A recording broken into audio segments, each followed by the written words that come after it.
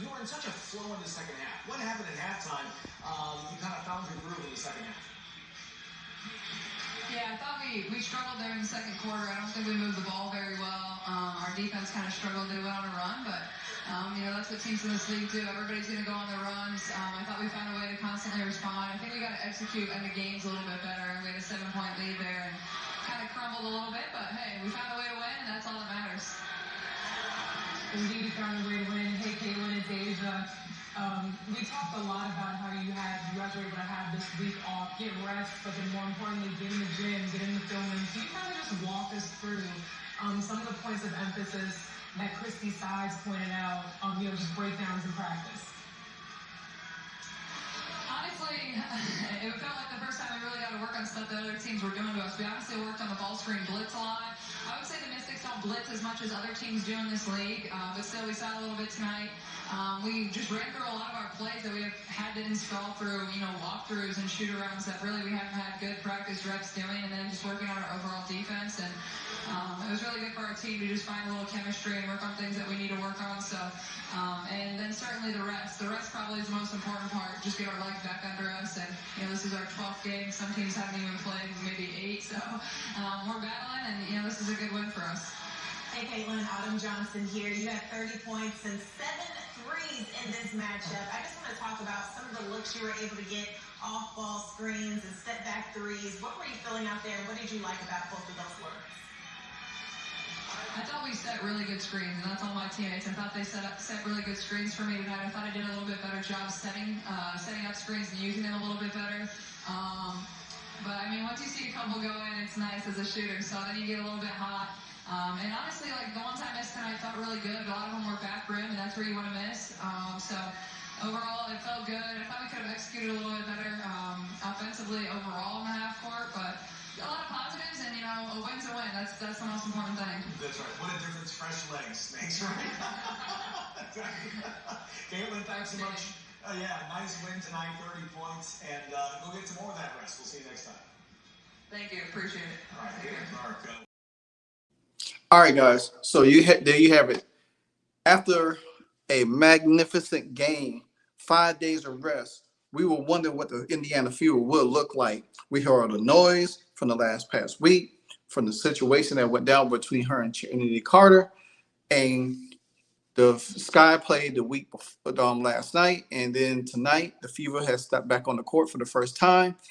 And let's say that this team looked like they had the rest that they needed, because they went on an explosion. Caitlin Chef Curry Clark, I might add. As Eric B. and Raquel used to say, how can I move the crowd? You know what I'm saying? That's what she did. She moved the crowd to a sellout crowd, over 20,333 for the first time in 17 years that the Washington Capital One Arena was sold out. And that's saying from probably the Washington Capitals that play hockey there, probably with the Washington Wizards there. So Caitlin Clark put on a spectacular performance. Mind you, this is her second 30-point game. The last time she had 30 points, they came up on a short end, but her numbers was kind of similar tonight. Kaitlyn bust in 30 points, 8 rebounds, 6 assists, 4 steals. She had 8 turnovers, but most of them turnovers, we could say there's been some of her teammates, because she only had 4 in the first half. So, but if our teammates could hold on to the ball, make the shots, it'll help. It'll help a whole lot. But nevertheless, Caitlin Clark was dominant. She was lighting it up in the third quarter when the team kind of lost the lead, because they was up 12. Then they lost the lead. They led by 2 by halftime, came out, went back and forth, and then they lost the lead. And then Kaitlyn did what Kaitlyn normally do, went on a 3-point barrage, looking like every bit of Steph Curry out there. When I tell you the crowd was going crazy.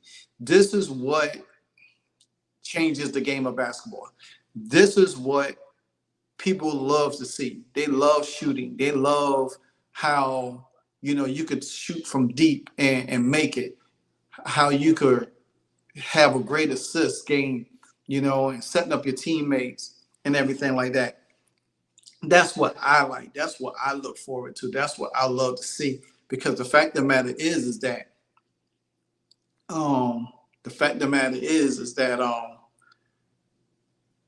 you can say what you will, but Kaitlyn Clark is the truth.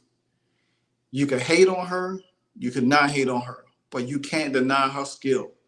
And for everybody to think that she can't deal with the physicality, once this young lady gets her bearings together and get used to the way the NBA plays, it's just like going into college. You don't know how the college players play. You got to get used to it. Same thing playing in high school. You got to get used to it. There's anything.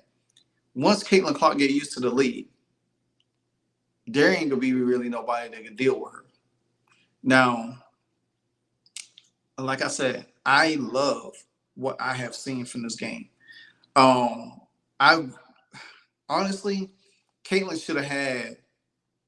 She should have had over 10 assists. She should have had about 12, 13, 14 assists. She should have had honestly, she should have had a triple-double in this game. A triple-double. I think she had 1 block also on the books, 4 steals, 6 rebounds, 6 assists, 8 rebounds, 30 points. You know what I'm saying? Stat line was Kelsey Mitchell had a pretty solid game.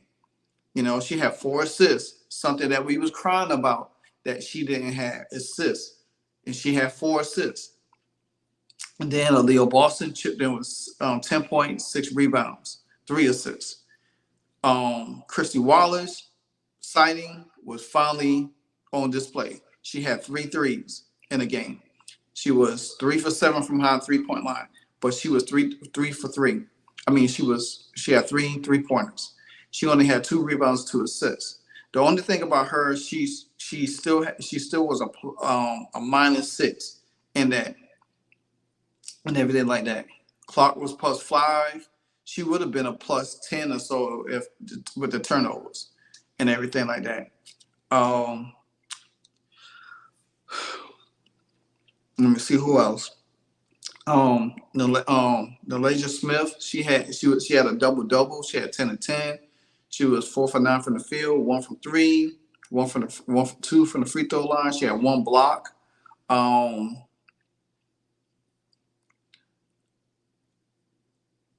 And she only had 1 turnover and 3 fouls. Foul trouble is a must because Boston and Kelsey Mitchell Kelsey Mitchell first time got in foul trouble.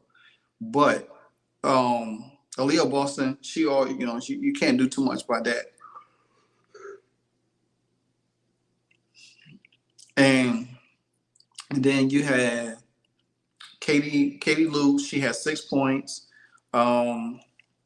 She was 2 for 4 from the 3-point line. So they did get a lot of balance. But this game, they didn't even play Lexi. Tammy Fambelli still hurt. I think she's probably close because when they was doing their walkthrough today, they did show some pictures of her walking in tennis shoes. So hopefully by next week, you could probably get a word of how she's performing or whatever the case may be. Grace Berger did not play. Saxton and Celeste Turner didn't play. If you look at the stat line, the field goal percentage, the Fever shot 45% to 43% of the Mystics. From 3-point line, they shot 46%, 16 from 35. The Mystics shot 38%, 13 from 34. I mean, they was hitting some threes to keep themselves back in the game here and there. Katie Lou's sister, Kylie, she was, knocking them down. And the only thing I just don't like is the bad rotation on 3. They got to do better close down on 3. Now, the Fever was good from the 3. Well, they was good for the 3-point. I mean, not 3-point line, but it was good from the free throw line. They had 76% That was 13 for 17 to 62%. They both had 15 turnovers apiece. The Mystics had one steal more than them, 22 to 21. Rebounding, the Mystics out rebounded us 38, 9 offensive to 30 and 5 offensive. And see, like I said, rebounding kind of hurt us because we don't have Tammy Finley in the game. And Katie Lou is not that athletic. The way this game was going for the Fever, if Tammy Finley was in the game, Elijah Smith would have been on the bench. Tammy Finley would have been in the game. They would have ran up and down the board on them. They would have been able to, because Tammy Finley, she sets really good screens for Kaitlyn. And Kaitlyn probably would have, I said tonight she was going to go for 30. I called it. I said, she's going for 30 tonight. So the thing about it is that once Tammy Finley comes back, I think it's going to help. But I think now they just going to have to, I think Victoria Taylor Saxton, they're going to have to utilize her to see what they have, another bigger body, to play like some of these combo guards type deal, Lexi, she's all right, but you don't want to mess up the rotation too much because you want to see what you have and what works. So, but leave it to Christy's side. She keep pulling Kaitlyn out at the wrong time. Kaitlyn was hot. She had the hot hand.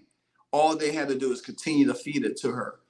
They could have easily got this game without a reach, like 10 points.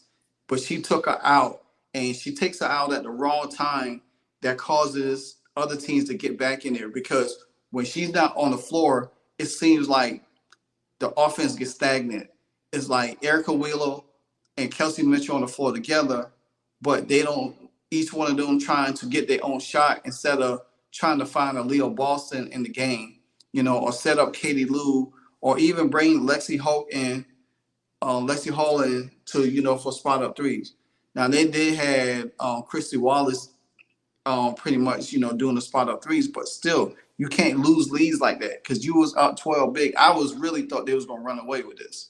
So, and the fact that the Mystics are coming up for playing a back-to-back because they played last night. Now, personal fouls, we had 21. That's another key issue that we're going the Fever going to have to continue to work on is fouls. They foul way too much. Leo Boston, Mitchell and Smith, they got to learn how to stay in front and try to, stop trying to,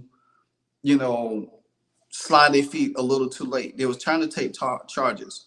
Now, there was 2 technical fouls. I didn't understand where the technical fouls came from, but the Mystics had 2 of them.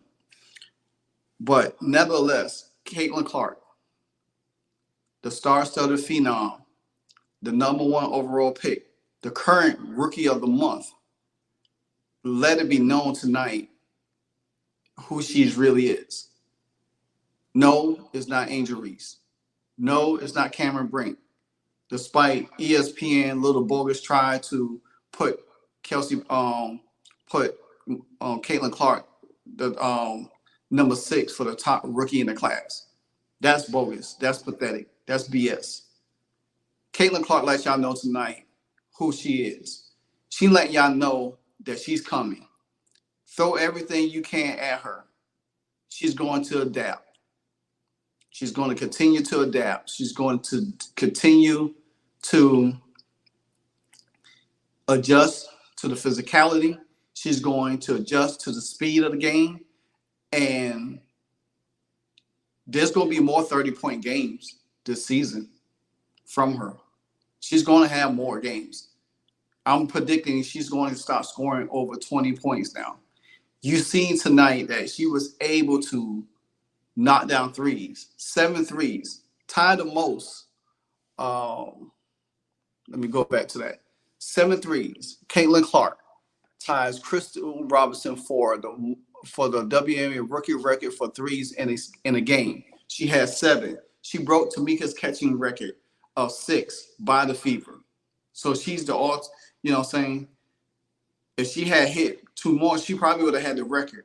Nobody would have broke, it'd probably be somebody break it, but she would have set it. But guess what? There's going to be another chance this season that she's going to be able to do that again. All this girl does is set records. Like I said, the fastest player in WNBA history to record 200 points, 50 rebounds, and assists, 50 assists. The only player in the WNBA to do that. The only player. And I think her and Candace Parker, I do believe her and Candace Parker is the only two that have done that.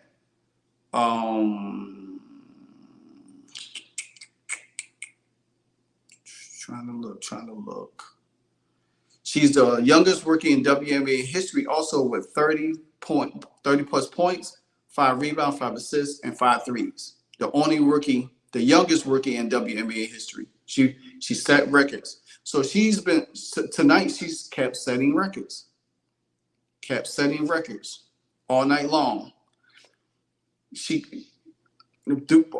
Per Stat Mamba, Kaitlyn Clark joins Candace Parker as the only rookies in WNBA history to have multiple games with 30 plus points, 5 rebounds, and 5 assists. And this is her second game like that. So like I said, she's setting records while everybody's sitting here questioning her about her durability.